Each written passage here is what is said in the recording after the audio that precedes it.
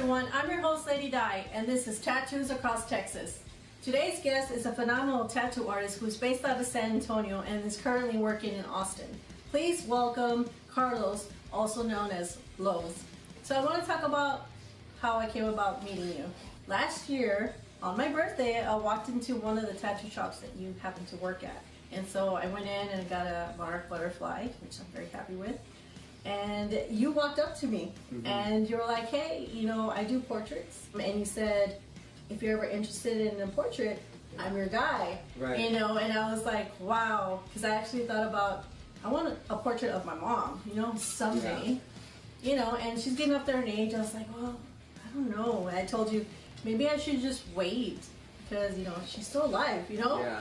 And then you gave me the best advice ever, and you said, why not do it now while she's still here so she could enjoy it and see it? Right. And so my mind was blown, and I said, this is the best thing ever. Like, I would definitely call you, you know, when I'm ready. Yeah. And so I showed you some pictures of my mom, and they're black and white, you know. My mom is my heart, my rock. And so, you know, you looked at the photos and you were like, I could definitely do both of these, whatever you feel like. So here we are a year later. And so I'm looking you up on Instagram again. And I said, I think I messaged you and I said, you know, when are you available? Because I'm ready to do this portrait. Yeah. And you actually remembered me a year later, which is amazing. I actually couldn't believe that, you know, but I think, you know, being an artist, you captivate everything in your memory. Yeah. So you remembered. But yeah. I feel like if you want to pay homage to somebody, do it while they're alive. Yeah. Give them the flowers while they're here. Exactly. That's what you told me. And it makes total sense. You know, you want to pay homage to your family or a friend or somebody, you know, and I never thought about that. I never thought about, you know, live in the now. Right. You know, and now my mom will forever remember this, you know, and I will always have her with me and kiss her whenever I want. When she's here and she's not here, which we don't want to think about. But, you know, when I tell her, look, smile like that. Right. And so, you know, I get so many compliments, Lils.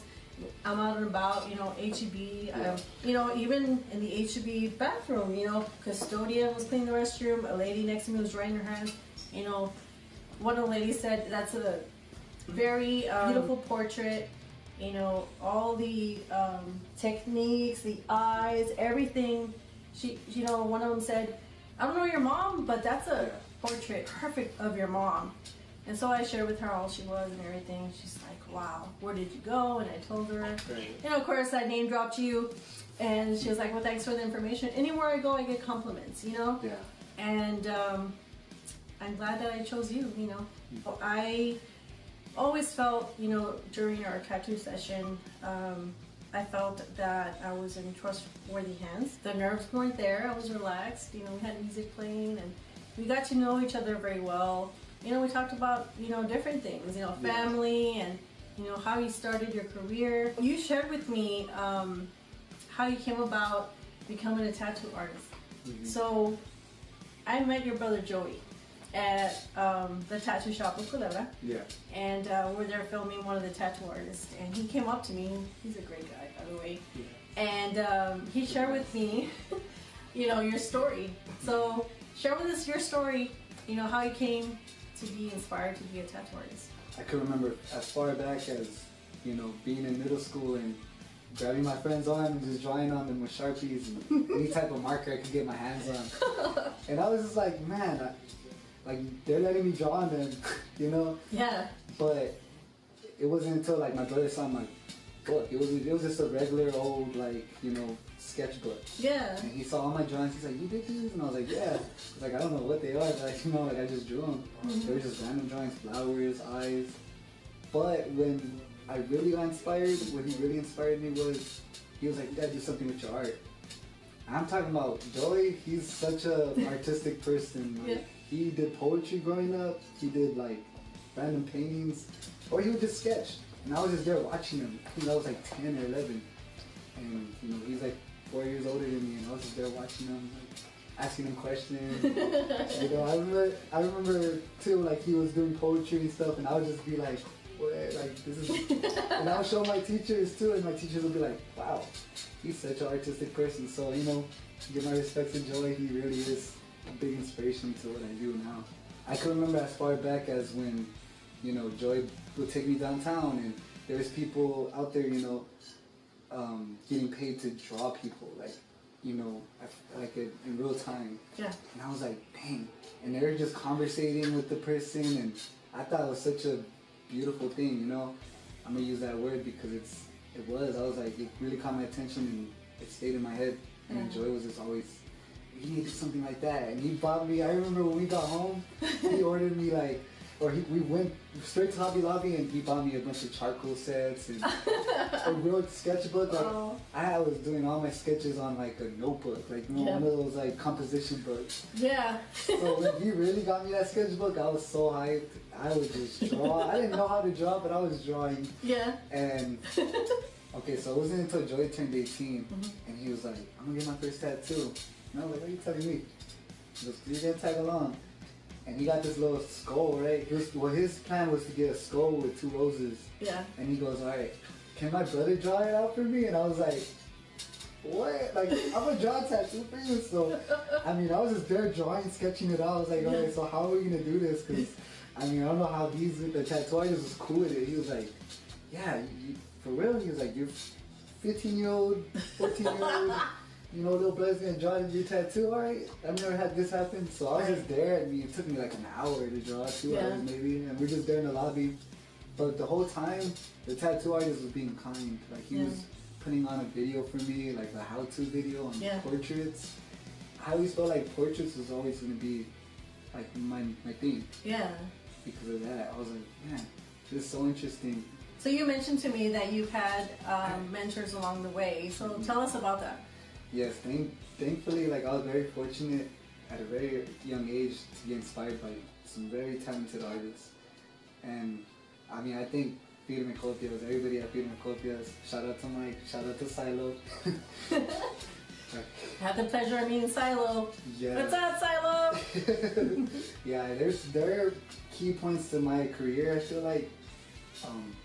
I mean, they took me under at a very young age, like right out of high school, and like I said, I didn't know what I wanted to do, I didn't know what I was going to get myself into, but I just knew, like, tattooing was it.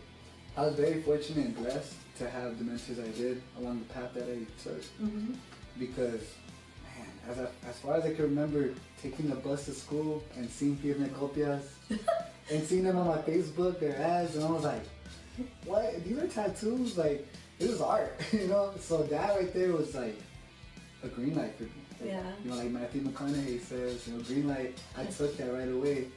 I walked in the shop and my head high. And I said, hey, y'all taking apprenticeships?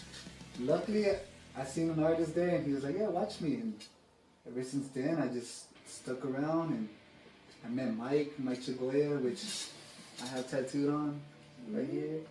Check it out.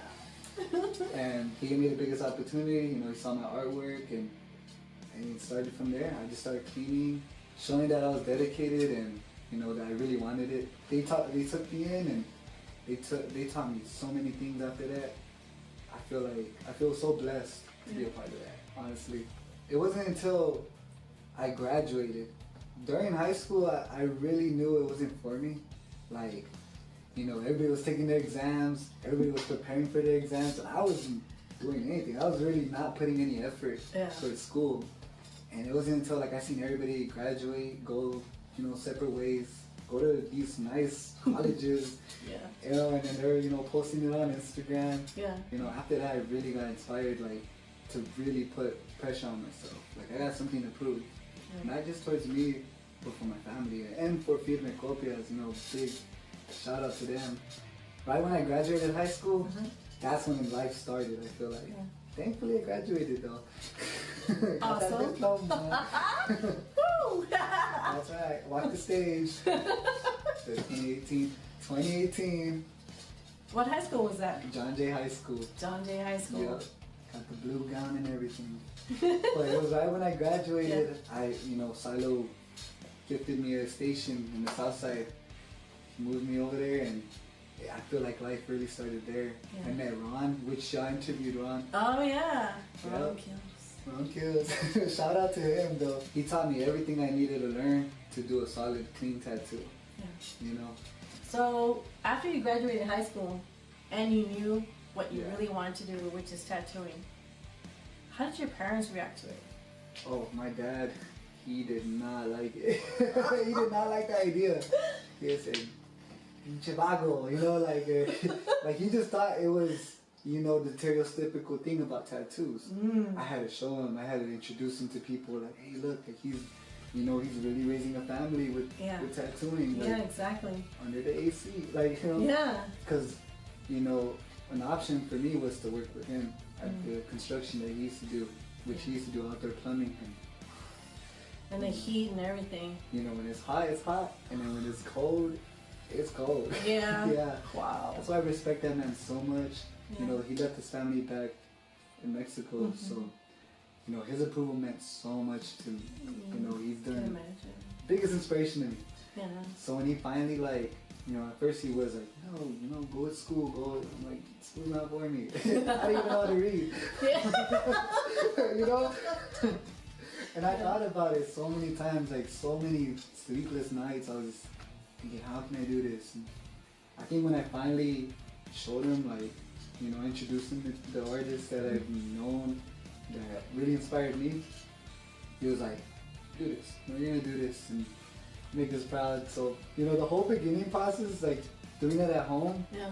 Oh my God, I would have people come in and out of my house, and my dad's like believing me the whole time. He was like my biggest like supporter. Yeah. You know, next to my brother, but he was, you know, letting me bring people home and just tattoo them, and or even at that, after all that happened, I was going to people's houses and tattooing them there, and even like people from my high school, I was just taking the bus wherever they were going. I was like, you know what, let me tattoo your house.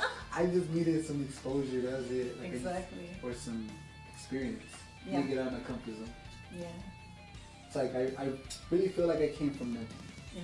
Like I came from nothing, and I became my biggest inspiration. Oh my God, that's awesome! I love that you became your own biggest inspiration. Yeah. Yeah. I mean, you came from, you know, being afraid that your parents didn't think that this would be, you know, the avenue that they wanted you to take. You know, go to college, go to university, go do this, do that. But your dad actually embracing, you know, your ideas and your dreams of being a tattoo artist. That's got to be the biggest gift ever. I remember we would go to these like Christmas gatherings at his work that his like bosses would throw, and then he'd be like, "Hey, this is mi hijo, tatuador." In Spanish, you know. Yeah. My son, the tattoo artist, and I was like, yes.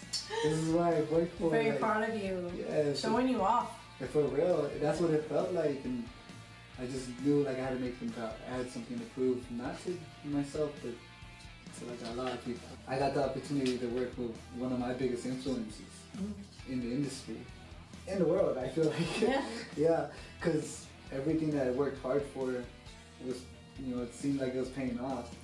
I got like someone's attention and the message, you know, on my Instagram, which his name is Trent. You know, he's a, you know, I seen his work, I clicked on his profile and I was like, whoa, like his work was really good. I mean, I've known about the artist, but when I really did my research, like who he was working with, I found out he was working with David Vega. Oh wow. I was like, whoa, like, and for y'all that don't know who David Vega is, he's the best in the world when it comes to portraits. He paved the way for like these black and gray portrait artists. I feel like just how smooth and soft and silky his work looks. Yeah. So unbelievable. So when Trent reached out to you for a spot at his shop, so what happened after that? So when he finally reached out to me, I mean, like I couldn't believe it. It felt surreal, and going, like driving, taking that long drive to Austin, I was just very nervous the whole time. I didn't know what I was walking into. Yeah. That first day, I mean, let me say this. David, Trent, all those artists in there, they're very humble artists. So they were just, you know, letting me watch, letting me, you know, feel the energy. I felt welcomed. Yeah. I guest spotted 2 more times, and I fell in love with the studio. I fell in love with the environment, and Trent offered, like, if you wanted to work here, you're more than welcome to. And I was like, wow, like I never thought about leaving San Antonio ever. Yeah. I thought it was like never gonna happen. So I had to push myself. I took the leap of faith, like I said earlier, Yeah. and I really did it. Awesome. And so you've been working there how long already? Already for 6 months. Wow. Yep. And are you still commuting between? So I still drive back and forth to San Antonio and to Austin, because Viva and Copias will always be family. I mean, I got them tattooed. I'll be like, I know. So now that you're working with one of the best tattoo artists in the world, what's next for Lowe's? I see myself in the future is I really want to open up a shop. I want to open up an environment for others that were like once like me, that didn't really feel like they had the potential to grow. I want to, you know, make others feel comfortable in this environment. Feel like, you know, anybody could do it. You know, anybody could accomplish their dreams. That's awesome. Yeah. And I really wish that for you, and I hope that happens. Thank and you know you. what? I feel like it will. Yeah. You know, because you are really strong-minded, you're talented, and you've grown from other tattoo shops. You know, you came from Pigment, and now we're working with David Vega. So you're an inspiration, I'm pretty sure, to other viewers that are watching us right now. I'm so happy for you. Thank you so much. And I'm so happy for meeting you. And of course, my tattoo promo. Yes. Lowe's, it's been a great pleasure having you on our show. Thank you so much. Thank you so much for being here with us. It's a great story that you share with us, and I'm pretty sure that our viewers will appreciate that as well. Share with us and the audience where they can find you. Y'all can find me on Instagram at Young Lowe's. You know, that's the best way to get a hold of me. I would message y'all real quick. I'll respond, you know, probably the same day. He does, actually. So y'all could just, you know, get a hold of me there. You know, mainly do portraits. And I'm dabbling into other things like anime. So if y'all ever interested in some of that, you know, send those badass references over. So what else you got going on? Actually, I'm gonna drop some merch. Wow. Yes, some shirts. You know, I already dropped some before. It was called Beloved. So now I'm dropping Beloved Part 2. Oh, wow. So be on the lookout for that Instagram. Awesome. So your Beloved 1, what was that about? It was mainly about mental health, which the second one I am going to focus on that again, because I feel like there's a lot of people out there that, you know, they feel like they have something, you know, to prove to. Yeah. And I feel like there's a lot of people out there that, you know, they're afraid to step out of their comfort zone, you know, maybe because of mental health. Yes. And you know, I wanna be that voice for them, you know, to make them feel like it's okay, and you know they can step out of their comfort zone and learn to be comfortable in the uncomfortable. Learn to be uncomfortable and uncomfortable. That's what we're about. Awesome. Just make sure you get some tank tops in there so I can show up my portrait. That's right. I'm taking notes. Oh yeah, yeah. Sign me up. I will definitely That's order right. some. I'll order a bundle. Show off those tattoos, right? Yeah, of course. Awesome. Thanks for watching our very first interview episode. Please make sure to like, share, and subscribe to our channel for more episodes. And follow us on Instagram at tattoosacrosstx.